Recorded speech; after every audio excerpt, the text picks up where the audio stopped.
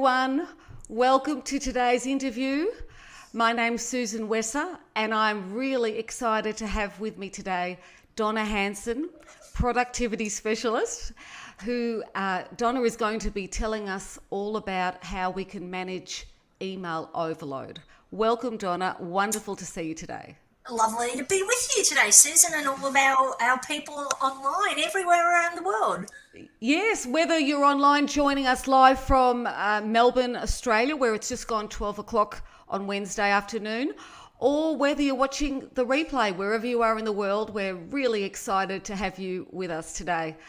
Now, we'd like to hear from you. Please give us your questions and comments and put them in the chat, because we're going to be having a Q&A towards the end of our interview today. So please don't be shy. Put your questions and comments and introduce yourself. Tell us where you are in the world. Now, Donna, I thought it'd be really interesting to hear about you and hear about your background and how you found yourself in your line of work, and whatever you feel is relevant that the audience would be interested in hearing about you. Yeah, sure. I'll keep it short because I'm sure anybody who's watching today is probably going to go to themselves, just get to the juicy stuff. A bit of background. For the last 25 plus years, I've worked in the space of adult education. Prior to that, I was in a variety of administrative roles where I saw what people needed in the real world. And I got really interested in helping people improve their productivity, performance, and reduce their stress and frustration. And I had particular interest in the Microsoft Office programs because in my administrative roles, that's what I was using every day. So I got asked to join a computer hardware company as their training manager, and I did some great things there, set up a training division, won a 2-year contract with a local government, and also set up a joint venture with an association here in Victoria, Australia. And after about 12, 18 months, that company went into liquidation in sort of the boom bust of the 90s, not through my division, of course, very profitable. And I went out on my own and started contract training, and I did that for quite some time. And what I realised was there were a lot of programs people were going to that were generic and weren't specific, and people couldn't see the context between what they were learning and how that would make a difference to their workplace. So over the course of the last 15 years, I've been working primarily directly with clients, helping them work out how to work smarter and not harder with everyday technology. And I'm blessed to have been able to work with some amazing global brands, including Microsoft, IBM, and Accenture, just to name a few. So that's sort of it in a nutshell. Oh, interesting. Yeah. Working smarter, not harder. Very, very important these days when we're so Absolutely. overloaded on so many fronts. And what do you love most about your work? What gives you the most satisfaction? Well, look, I love seeing the light bulbs go off over people's heads. And I think I mentioned, 20-year or so journey working in this space. So when I first started, all I really had was an understanding of real world needs. It wasn't until a little further down the track that I took the additional step and ended up studying and getting a Bachelor of Training and Development specialising in adult education. So I'm really passionate about making life easy because I sort of wish that I was available back when I started working with technology, because we really didn't have anywhere to go back then. Not like now we have the internet. You can basically Google anything and get a million things, and then you've got to try and work out how they're going to make your life easier. It's like Yes. a minefield. Yeah. So you make it easy for people. Just you home in on what's important and make things easy.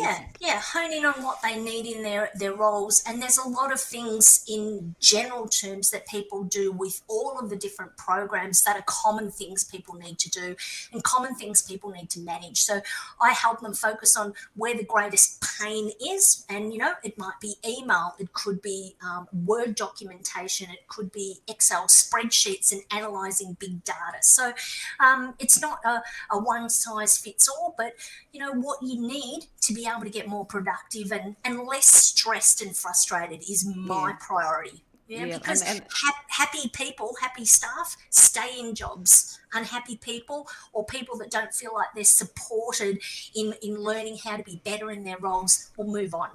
That's right. So you're right. It's a win-win-win, however way you look at it.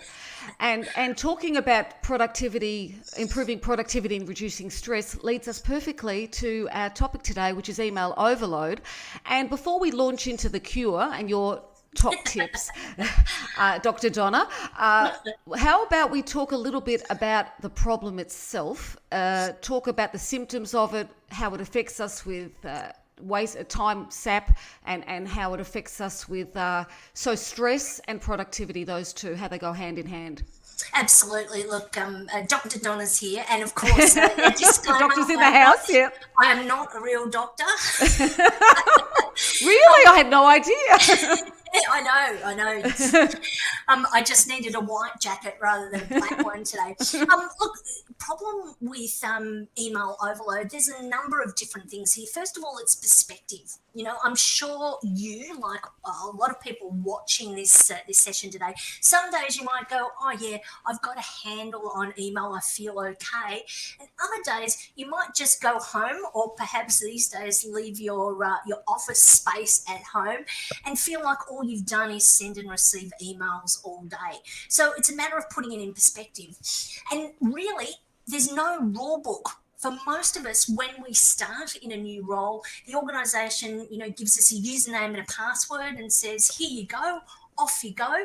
You're not really forced into a process. There's no expectation. So we create our own. And as a result, we often get overloaded by email, and organisations tend to assume that this is just a cost of doing business. Right. There's also multiple aspects to it. So if you think of like a Venn diagram is the only example I can give. There's sort of, if you think of three circles that intersect in the middle, one circle is you as an individual, the other circle is the team that you're part of, and a third circle is the organisation as a whole, and all three of those intersect. And so there's multiple aspects to it.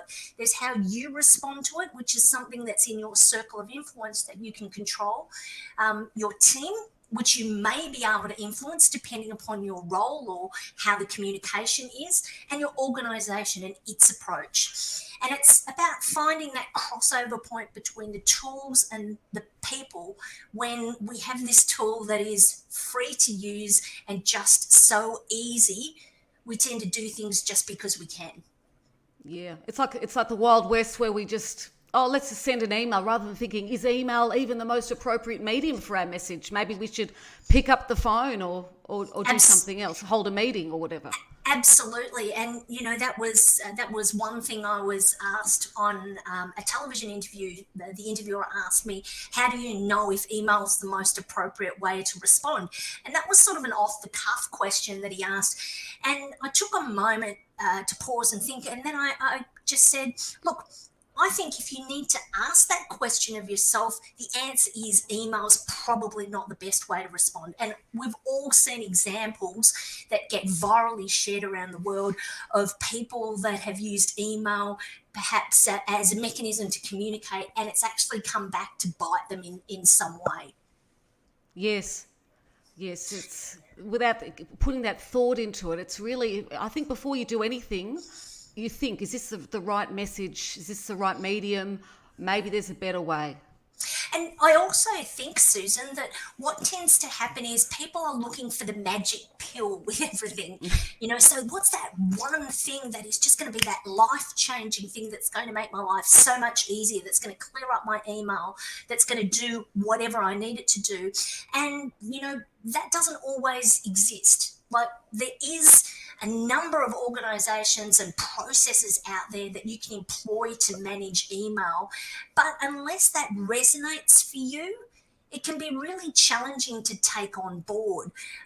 Sometimes my philosophy is, if the person I am this morning and the person I am I was yesterday, as long as at the end of today I have improved a tiny bit more than I was yesterday, then that's a good thing. And it's the incremental pieces. It's like saying to you, Susan, look, I'm training for a bodybuilding competition. You don't wake up and go, I'm training for a bodybuilding competition and I'm doing it tomorrow. You have to plan these things and you have to implement changes as you go along. Well, it's the same with email. It's just the fact that we've gotten to this point where we're looking around and we go, how on earth did we get here? But reality is it's snowballed. And the missing link, I think, really is having a strategy. So today I'm hoping to share some scenarios and some examples and some tips and ideas, and figure even if our viewers could walk away with one idea that they start applying and it makes a difference, then I reckon that's a good investment of time. I think you're right. You're right. Just these little tips all add up, they accumulate, and they make a difference. So, Donna, go ahead, give us the tips. Tell us about. Just spill the beans on it. Like, do you want to talk about the strategy? How do you want to attack this? Look, I'll just share a few things. First of all, what everybody needs is going to be different.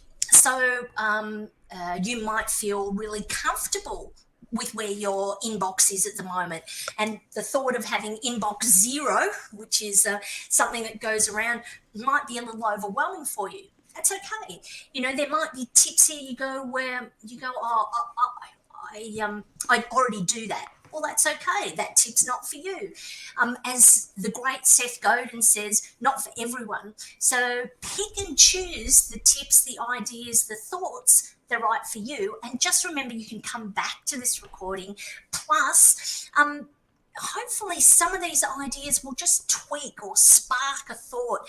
And whilst it might not change a process that you're doing, it may provide you with a topic of conversation that you can take back and explore with your team. So my strategy isn't around having a structured process. It's around making little tweaks and changes, getting improvements and building on them over time. So, Susan, one of the first things I do when I work with clients on managing email is I ask them, do they leave their email open all day? Good question. And the answer I generally get from 90% of people, if they're telling the truth, is yes. And the reason why they do that is FOMO, fear of missing out. People often leave their email open all day because they consider it to be how we communicate. Now, when I say that, there are some organisations that will tend to use programs like Teams or Slack or similar sorts of software where they communicate and chat internally. But we're talking about Outlook and email today in general. So, the challenge is, you've got your email open all day, you're working away on something that requires your attention, and then all of a sudden a little box pops up and says, you've got new mail. And, curiosity killed the cat is the old saying. And, we can't not be drawn in. And there's plenty of research to show that multitasking or distractions can really, really be a time vampire for you. So, we just need to be a bit more thoughtful, first of all, about our email and how we utilise it. So I'll just share with you a couple of stories. I had an organisation I was working with, and we were working on email management. And I said, how quickly should you respond to email? And one of the managers in the program, I was horrified, one of the managers in the program said to me, well, if I send an email, it doesn't matter what time it is, I expect my staff to respond to it within, a few minutes. And I just sort of looked around and I saw a few people going, and I'm thinking, nobody knows whether this person's serious or not. So sometimes it's a matter of people thinking I'm supposed to respond quickly. There's this expectation. Time critical factor, almost like you're on a help desk and time's of the essence. But yes. But reality is, as anyone who has children would know, if something, God forbid, happens to your child at school or at the kindergarten or whatever, they're not going to send you an email saying, come and pick up your child. They're going to call you on your mobile phone, your cell phone, or your landline, whatever emergency number you provided. So you aren't going to miss anything. It's about creating expectations. And often we Yes. just flick off the emails, thinking we're ticking our boxes, but we haven't actually thought about the consequences of what we're adding to other people's to-do lists. And one of the fantastic stories, or one of the fantastic learnings I had a number of years ago, I was invited to Singapore to be one of only 5 people outside of the US accredited to train an email productivity process to Microsoft's own staff. Yeah, I Wow, know. wow, that's a bit of an honour. That's a real honour. I know, crazy, right? But it Yeah. just makes you understand that even Microsoft recognised the importance of managing how we work. So, thinking about the emails that come in, are they important or not important?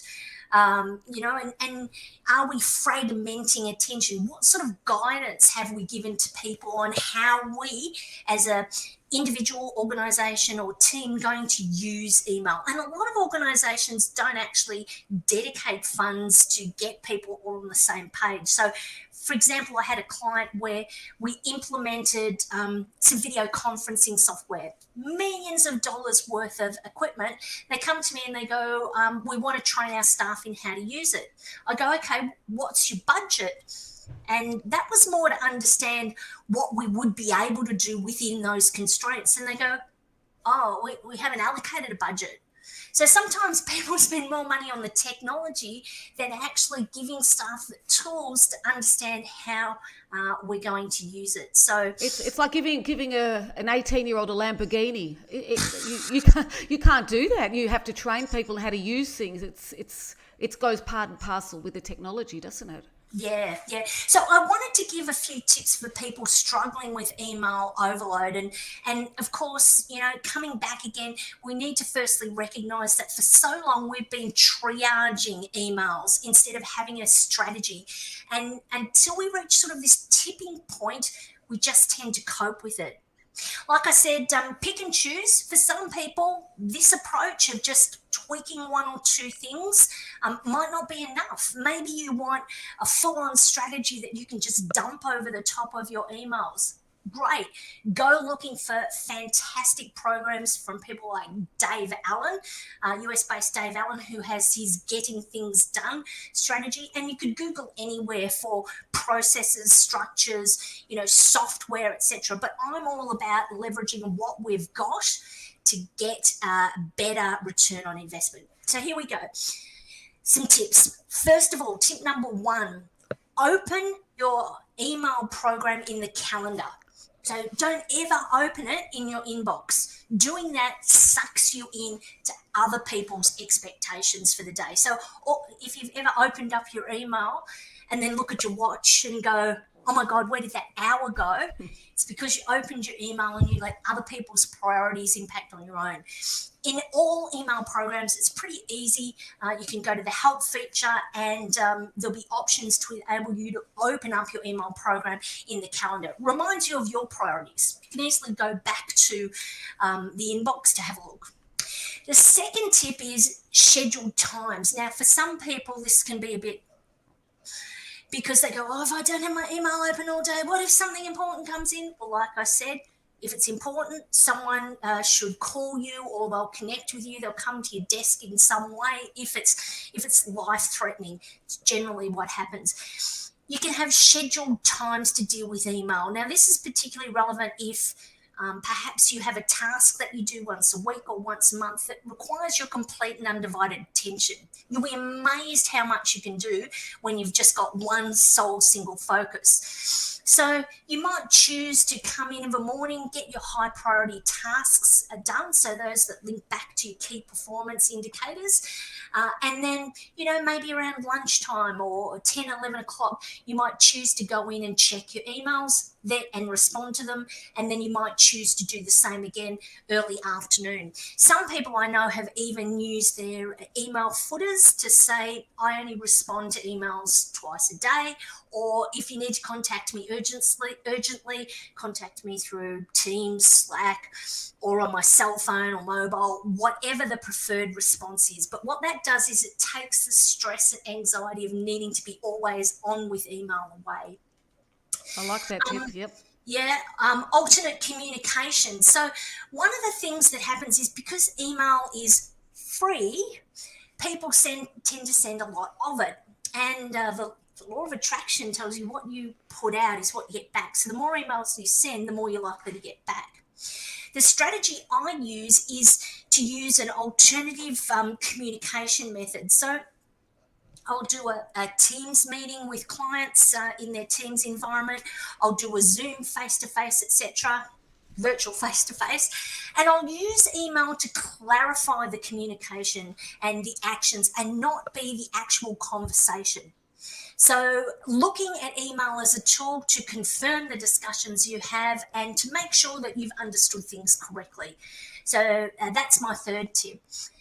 Now, my fourth tip, and I love this one, this is so handy, is setting a 30-minute delay to all of my emails being sent. And again, I often get people throwing their arms up going, I couldn't possibly do that.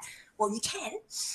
The 30-minute delay is fantastic. If you've ever sent an email to somebody and the minute you've pressed send and it's gone out of your outbox, two things. One, you might think to yourself, I forgot to attach something. Well, these days, the email programs will prompt you if you've referenced something like attachment or file, etc. But maybe you've forgotten a secondary one.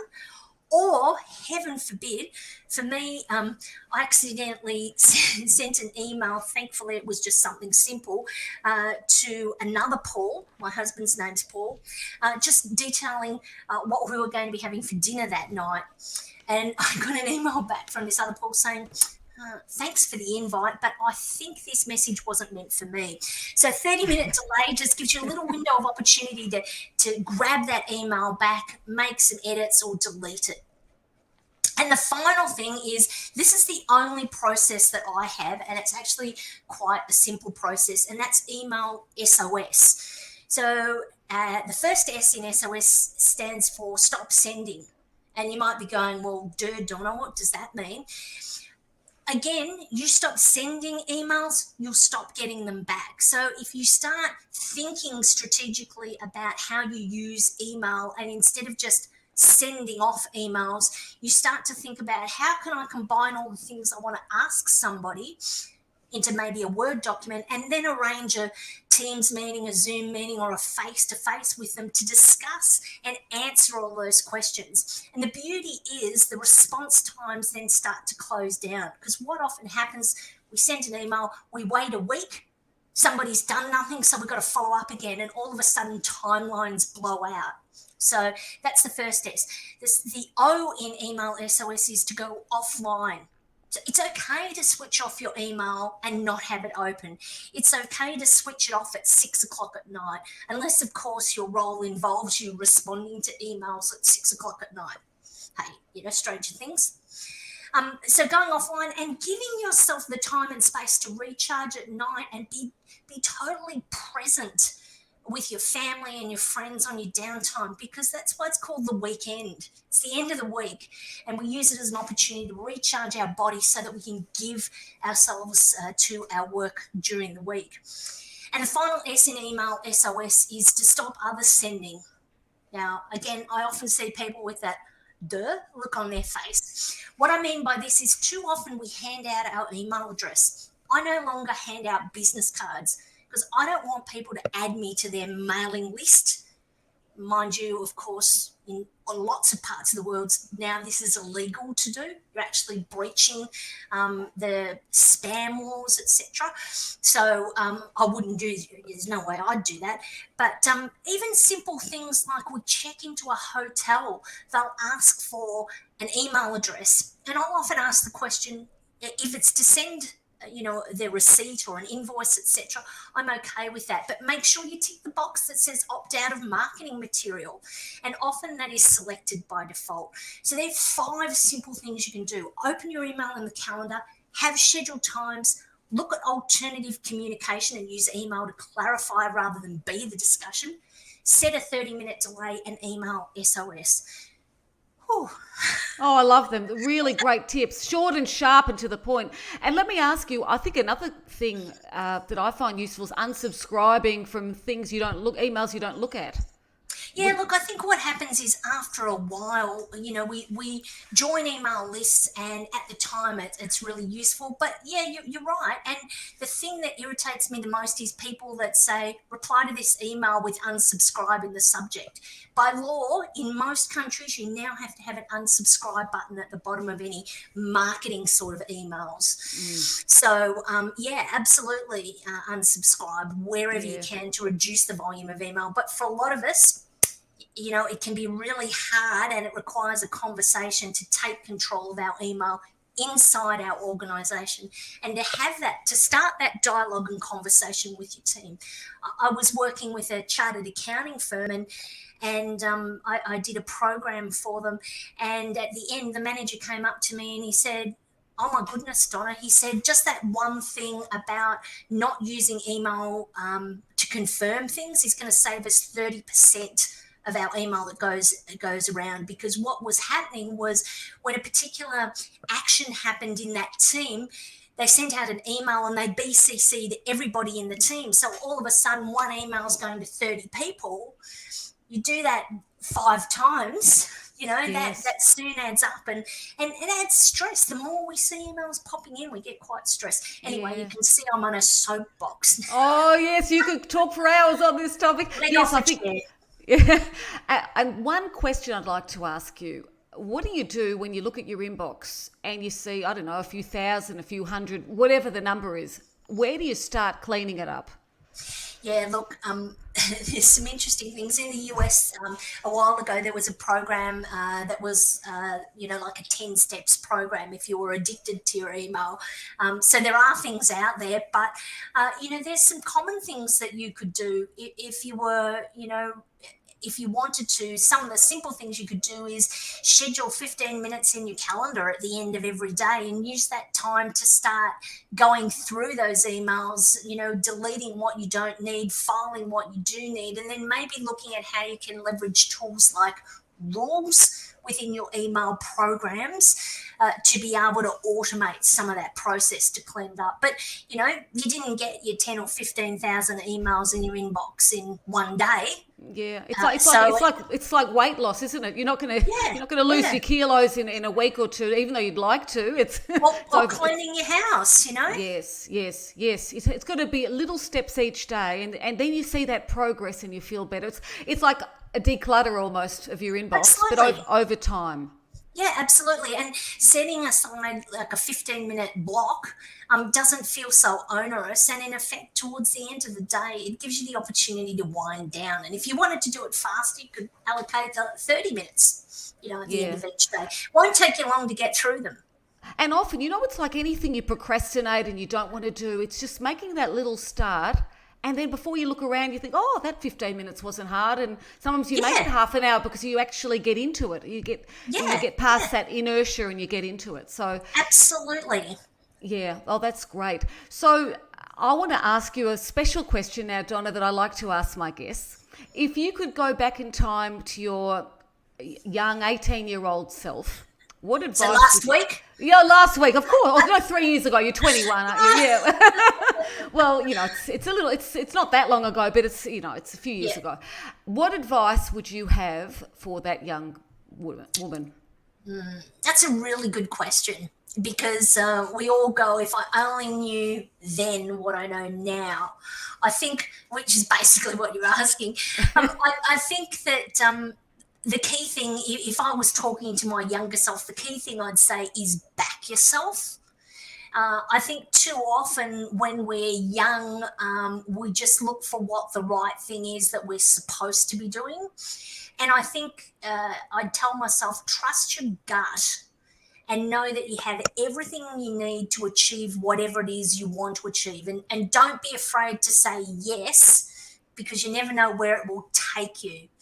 And understand that not everybody, appreciate that not everybody operates the same way you do, and work with people whose values align with yours, and don't be afraid to say no to things that don't feel right. Oh, there's some wisdom there. But I like the trusting your gut, your intuition, and having faith in yourself and confidence in yourself, and I don't know, just doing what you want to do in the world. A lot of times too, we follow careers that we're not that excited about. Maybe Weren't our ours. pardon? They weren't ours. They were They weren't somebody else's someone else's vision or dream. expectations. And yeah.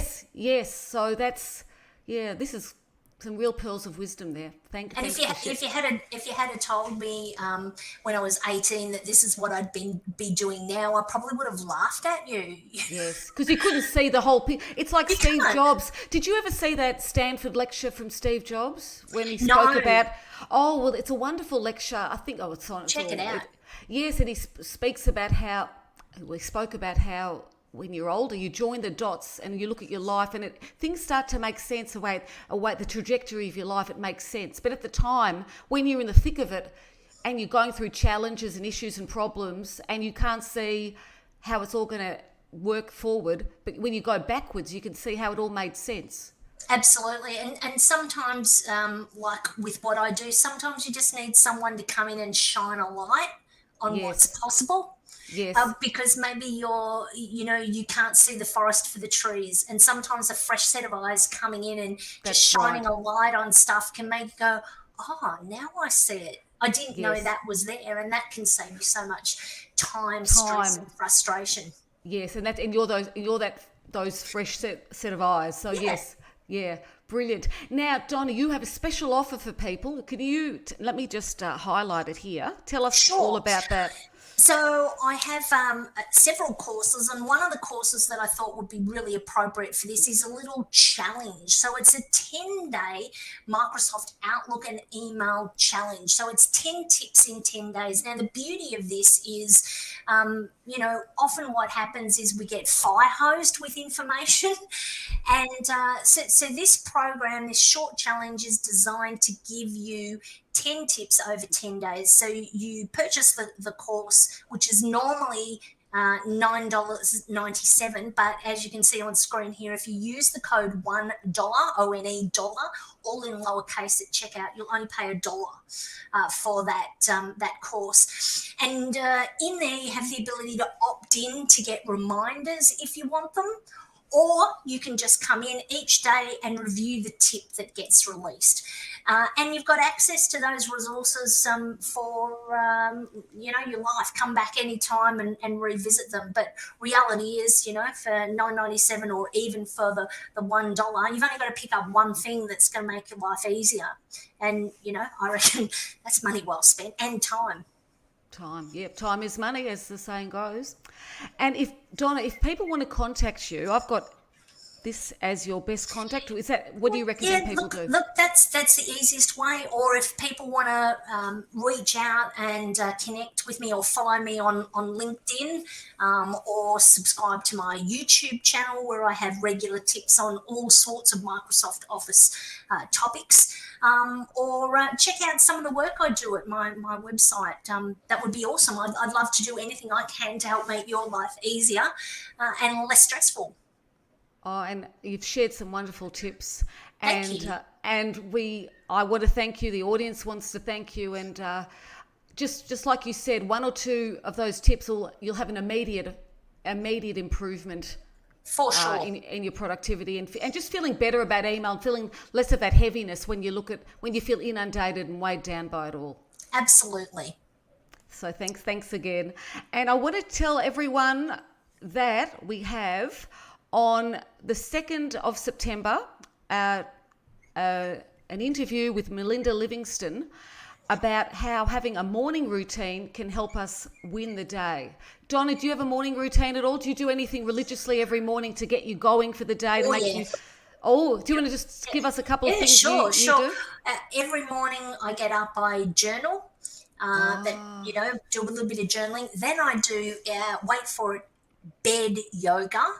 Ooh, so that sounds interesting. Yeah. I do 5 minutes of bed yoga. So it's just sitting on the bed and stretching, basically, to unknot everything. And then I usually have coffee and my cheeky indulgence. I have a French pastry chef who supplies me with chocolate hazelnut croissants. Oh! So I'm addicted. So half of one of those most mornings. Oh, what a way to start the day. So you bound out of bed in the morning to get that coffee and that croissant. Yeah, absolutely.